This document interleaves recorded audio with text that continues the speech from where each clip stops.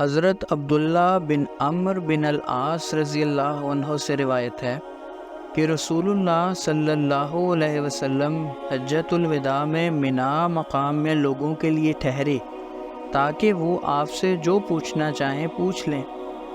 ایک شخص آپ کے پاس آیا اور اس نے کہا، مجھے علم نہیں تھا اور ذبح کرنے سے پہلے میں نے سر منڈوا لیا ہے، تو آپ صلی اللہ علیہ وسلم نے فرمایا، اب ذبح کر لو اور اس میں کوئی حرج نہیں۔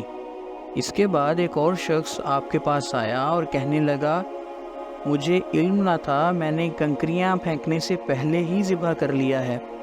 فرمایا، اب کنکریاں پھینک لو، اس میں کوئی حرج نہیں۔